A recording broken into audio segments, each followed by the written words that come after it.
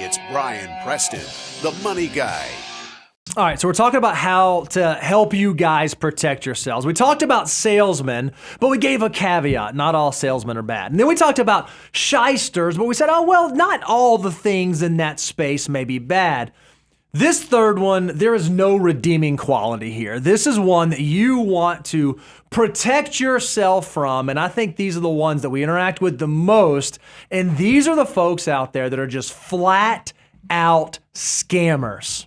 Yeah, and without a doubt, and I love the graphic that we put this, that Daniel found a credit card with a fish hook in it because they are straight up trying to rip you off and get access to your wallet, to your credit cards, to your money. I mean, so we want to kind of jump right into this to show you what you need to do to protect yourself. And these folks are clever. We're going to show you a little clip right now. I want you to pay close attention, then we'll break it down. But it's almost genius how these criminals operate. Watch this. Why did I randomly get sent $1,000 on PayPal? Sorry, I accidentally sent it to the wrong person. No worries, I'll just hit refund. Wait, the refund option charges me a fee. Instead, could you send it via friends and family? Sure, no problem. Hey PayPal, I accidentally sent $1,000 to the wrong person. Oh no, since they've pressed refund on the transaction, we'll charge $1,000 from their account to refund you. I've just lost $1,000 to a scammer. I should have followed Noah. So here's what I find interesting. This ties into scams have a lot in common in the fact of the way they trick you, especially with modern technology. Mark Rober has an entire series on all these scammers. And go on that rabbit hole, by the way, and it'll make you go, how is Mark Rober able to do these things? And then you're like, we need the government to kind of reach out to Mark Rober, and he is starting to do some of these things. And I think he will make us a safer community because these scammers, it's all the same thing. Is that Mark Rober, they target, when he did his thing, they targeted elderly people doing the exact same thing where supposedly they accidentally sent you money. And then, you know, where you get the scam is that you go through the legal means of sending them the money back that you weren't getting, and then they take the money through the back door, and then you're left holding the bag. And this is no different than the old school one where they used to get checks in the mail that were made payable to you. You go deposit it in your account, you'd see the money hit your account, and then it gets, of course, it's a bad check, so it get yanked out a few days later. So these scams are evolving over time, where money comes your way, you pay them back, and then they make the money disappear. You need to protect yourself because there are so many criminals out there right now that are trying to hit you through your email, through phone calls, through text messages. Bo, we've got to help people out because, by the way, in the past, it was easy to spot the scammers. They used broken English, or they misspelled a bunch of words, or it was some company you weren't affiliated with. They've gotten so much better with the phishing.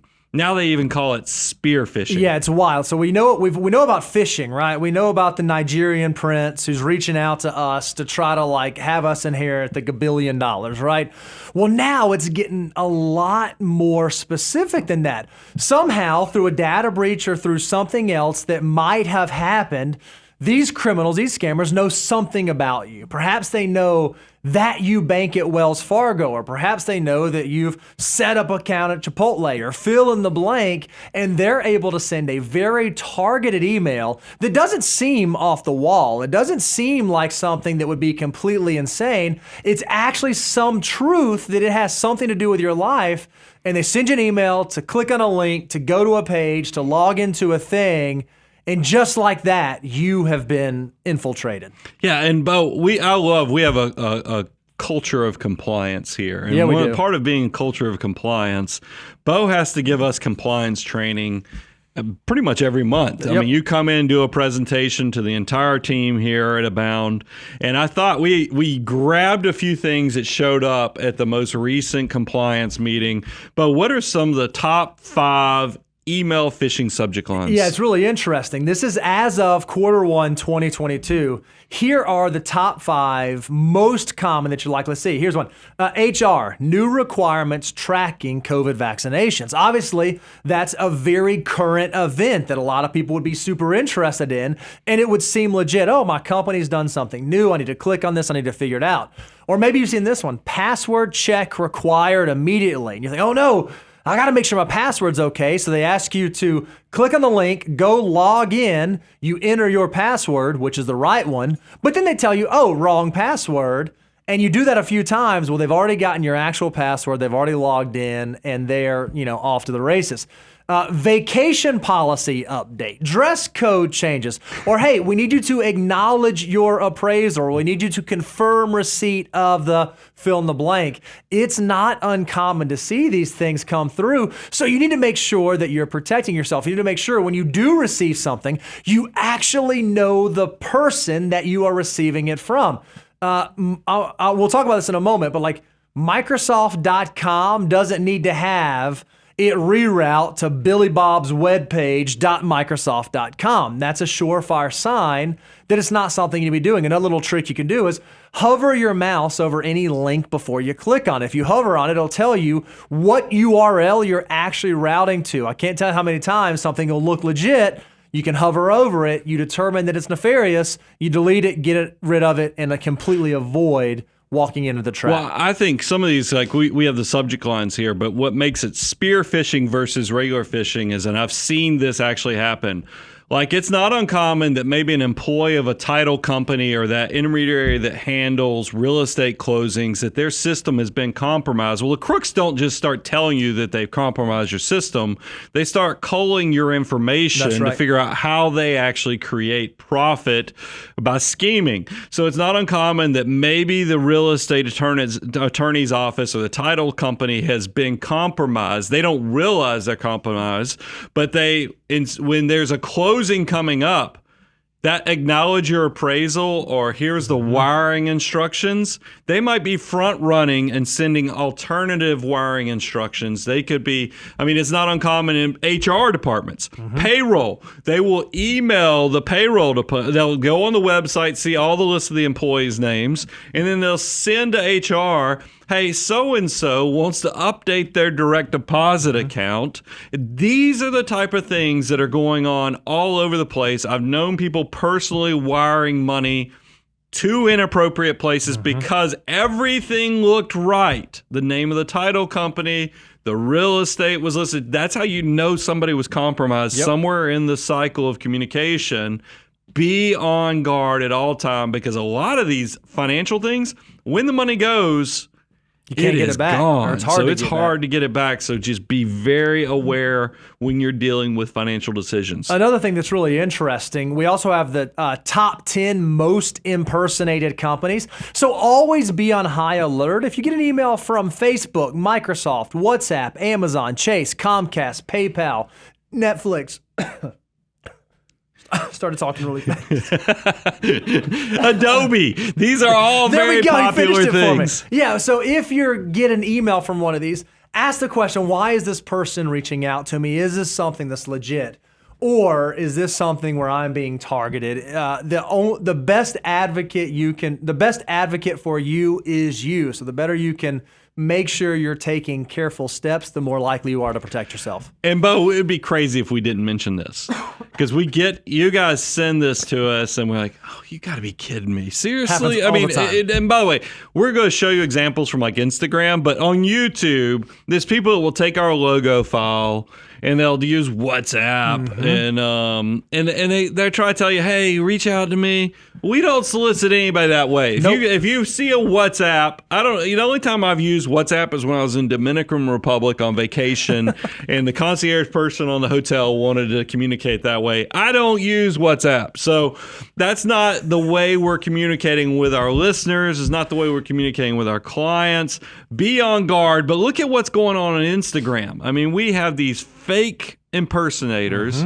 And they even take our pictures. They take our posts. That's messed up. They ripped one of our team lunches. Those are our people having lunch one day. It looks like us. Remember, we even had the case where the impersonators reported us as the fake. And for a slight second, Facebook and Instagram actually agreed with the crooks. They shut us down. Yeah, those guys are the fakers. And it was like, I felt like the Spider-Man pointing at each other. It was the weirdest thing in the world. But here's the thing I want to put everybody on guard on. If you ever go subscribe to us. But that's crooking right there. That how in the world do these platforms as well as the government not know how to cut off the bots who, as soon as you subscribe to our channel, the bots know you subscribe to the point that they immediately show up and do a try to DM you and be like, hey, I see you subscribe to us. You want to get on some of that crypto? We don't do that. You think I have an entire team here. There ain't a single person that's working on DMing any of our followers on Instagram. Just be on guard about that. I loved because y'all shared with us your conversations with the crooks, and you guys could tell immediately that something was wrong. We're not slinging cryptos or binary trade options via social. So make sure you stay on guard. If you follow folks on Instagram, if you follow folks on social, and all of a sudden out of nowhere they start reaching out to you, your red flag should go up. You should also look at the usernames. Make sure the username is actually the username that you follow. Ours is Money Guy Show. It's not Money Guy Show 0 or money underscore whatever. So just make sure you are staying diligent and don't share personal, private, unique information, even with your favorite influencers via Instagram or via social media. So how do we protect ourselves? What are some ways that we can stay safe against scammers? Yeah, and this is just to keep you safe overall from a cyber standpoint. When you're on your computer, I mean, the biggest thing, and by the way, I've been totally picking on my oldest daughter right now. I think everybody ought to use multi-factor authentication. That way, even if you have somebody's password, it's pretty much worthless if you don't have that 6-digit code that comes through from a Google Authenticator or something like that. Even if you can't because not everywhere is set up for multi-factor, like the 6 authenticator apps and so forth. At least do 2-factor, but that has some vulnerabilities, lots of vulnerabilities actually, more than multi-factor. But we love having some type of authentication process to very important websites to you. Another really great thing you can do is use a password manager like LastPass. I think Dashlane is another one. What this allows you to do is have very complicated passwords that you can update, that you can change, and that way you don't have any overlap. A lot of the breaches we've seen over the last number of years, Chipotle, I feel bad picking on Chipotle. I'm going to use a different one. Use something that's a known. Like even some of the credit reporting agencies have been compromised, so it's not uncommon that your stuff is out there. Yep, and so what might happen is your credit reporting agency username and login might have gotten hacked. Well, then they just go try that at SunTrust and Wells Fargo and Bank of America and Fidelity and Vanguard, and they just try to get lucky. So if you have unique usernames, unique passwords, you're going to protect yourself. Well, one of the best ways to keep up with very unique passwords and very unique usernames is using a password manager. Yeah, and I fought this for a long time, and then I got to tell you, I'm actually annoyed if I find any part of my life that's not within the password manager, because it's so easy. You can have a 16-digit passcode with all the crazy asterisks and symbols, and it keeps up with it all without any problem. And I'm telling you, you're going to love it. If you will give this thing a go, you're going to find it makes your life safer as well as easier and better. Another thing that you can do, by the way, I just want to say, I do not dislike Chipotle. I'm actually hungry right now. It's lunchtime. That's why I keep saying Chipotle. I just feel like that needs to be on the record. Thank you, Daniel. You can write that down. Another great thing that you can do to protect yourself, freeze your credit. I'm amazed at how easy this process has become, that you can go out to the 3 credit report agencies. You can put a freeze on your credit. So if you're not going out and getting new credit cards, new auto loans, it almost seems silly not to do this to keep yourself protected. And that way, nobody can go open up lines and steal your identity and run up a bunch of debt in your name. Yeah, and the thaw process is super easy. I mean, because if you're using a password manager and then you're freezing your credit, you can unfreeze it. I mean, we've got some bank deals that they've asked us to run our credit files. We're all frozen up. I said, hey, tell me which credit reporting agency you're actually using, because that's the cool thing about thawing. Even if you are going to refinance your house, go buy a new car that you're financing, you could find out, hey, who are you using when you do financing, and you can thaw it out like the next, but within a few hours. These things are pretty instant right now, and you can even put a window. Like we right now, we put a window on that one for like a week, so so that it's probably shutting down any time now, Yep. just in case the I'm about to say, all scammers you paying scammers attention. out there, our credit's frozen. Yeah, right there's now. a lot more crooks trying to use your credit than I'm trying to use my own credit. So it makes complete sense to lock it down. Because, I mean, if I'm not going to be out there applying for stuff, why should anybody be able to apply? So go ahead and freeze your credit. You'll be happy you did. And then we already talked about this. Don't click on unfamiliar links in emails. Don't open attachments from folks that you don't recognize and aren't coming from. And this is another one you may not recognize. Don't use public Wi-Fi if you have sensitive data on the device. If you're using your work computer, using your work phone, whatever, and there's sensitive stuff on there, be very careful connecting to public Wi-Fi because it has gotten much easier for those networks to be compromised. Or at a minimum, use a VPN There type you go. thing that will also encrypt it, and let you be a somewhat safer than just strapping yourself in on somebody's Wi-Fi and them getting access to a lot of your information.